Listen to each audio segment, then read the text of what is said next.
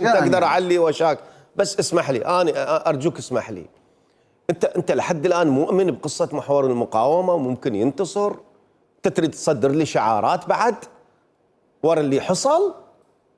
انت تريد تقنعني بمحور المقاومه وايران؟ وي شو قشمر احنا؟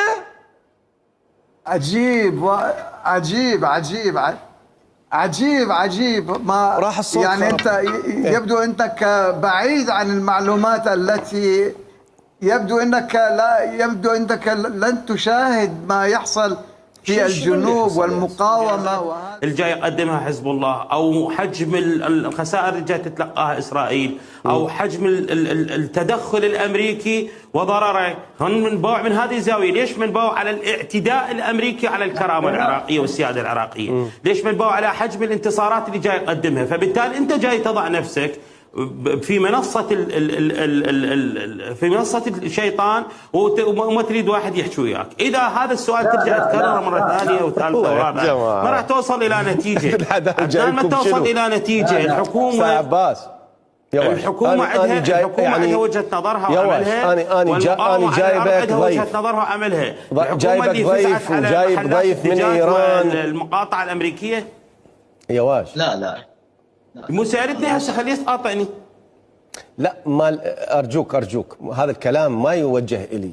العداني ليش جايبكم ونتحدث بكل اريحيه هذه وكل ود وكل احترام يعني؟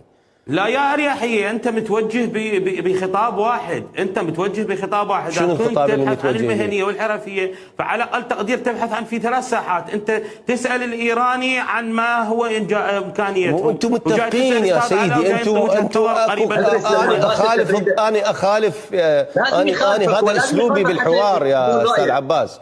انا دائما اخالف الضيف اللي وياي، يعني هذا اسلوب مو جديد عليه. اسمع استاذ علاء، لا اقول هو هذا صحيح. انت لازم تخالفنا بالراي حتى ممكن انه تستفز يعني ما بداخلنا حتى نقول راي. وجهه نظرك هاي. اسمح اخذت وقتك استاذ علاء، هاي وجهه نظرك. اسمح لي احاور المقدم. استاذ عباس العرداوي ارجوك اسمعني. اني اخالف الضيف اللي وياي، هاي طبيعتي يعني، بس مو معنى انه انا اتبنى رايي. فاهمني؟ ان شاء الله خلقك. هاي قضية مصيرية، قضية أمة استاذ عدنان، هاي قضية كرامة، قضية أمة. أنت سألت هذا السؤال، أنا خل أرجع لك على جواب.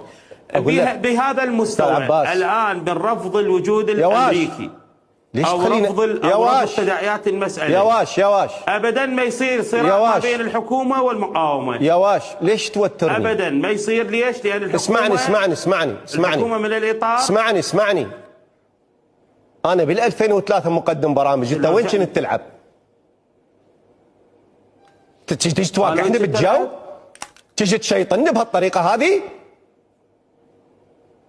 وأنا مستضيفك؟ عدنان ارجع لاعداد الكلمات والبرنامج الجاي. أي إعداد يا سيدي؟ وين كنت ألعب وما ألعب؟ أي إعداد يا حبيبي؟ يا أنت جاي تسأل وأنا جاي أنا جاي أحكي وياك بكل مهنية. جاي أقول لك أنطيك وقتك ومستضيف ضيف من طهران، وبهذا البرنامج دائما أكو ضيف من طهران وأكو ضيف من بغداد وأكو ضيف من بيروت. ايش دا تحكي أنت؟ يعني هسه انا لازم اسكت لازم تعتذر من عندي. اسمع جواب. لازم تعتذر من عندي حتى تبقى بالبرنامج. شلون؟ تعتذر من عندي حتى تبقى بالبرنامج. وانت لازم تعتذر من امه كامله. قوم. امه كامله تعتذر من. تفضل استاذ ارجوك غادر البرنامج. تفضل خليه غادر قدامي. رجعنا لكم. طبعا راح نتحدث على البطل عدنان الطائي، الاعلامي عدنان الطائي. طبعا صار خلال هذا الاسبوع من خلال برنامجه الحق يقال التقى ويتحدث عن الاوضاع اللي تدور بالشرق الاوسط.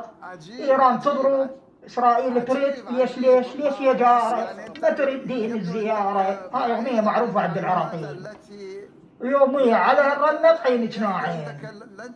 فجاء لقاوا يا والمقاومة جايب شخص ايراني حزب الله او وجاب واحد من لبنان جاء تتلقاها اسرائيل وايضا واحد من العراق. هذا التدخل يحكي وياهم. الامريكي وضرائب مصر الشخص الايراني يقول له احنا منتصرين واحنا بندافع على لبنان وعلى هاي الدول. زين انت الايراني تجي تدافع عليها ليش؟ هي مو دولة؟ شلون انت تجي تزرع لك دولة بنص دولة؟ يعني زيولكم ازرع ايران. ف عدنان الطائي صعدت عند الطائية رأسا قال له شنو احنا قشامر؟ شفتوا انتم بالفيديو؟ ها؟ كيف تقشمرون؟ يعني شعب تريدون تضحكون على اليمن، على الشعب اللبناني افقر شعب. الشعب العراقي يعرفكم 8 سنوات وياكم بالحرب ويعرفكم كل زين. منو بعد؟ اليمن اللي سيطرتوا على الحوثيين. بعد منو؟ على فلسطين ربع من الفلسطينيين اللي هم طبقوا وياكم.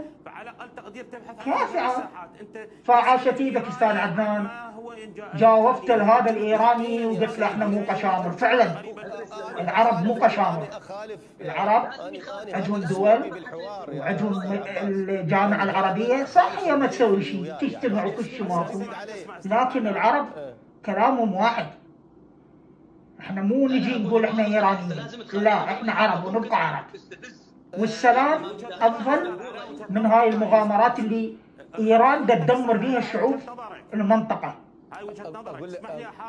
اللقاء الثاني ايضا التقى الاستاذ عدنان الطائي وعجبني هذا كلش. يعني بهذا الاسبوع شلون مثل ما نقول صارت مفاجاه ويا المطر. هاي قضية مصيرية، قضية التقى نعم شخص ايراني وواحد الاخ ايضا من العراق، والتقى ويا عباس العرداوي.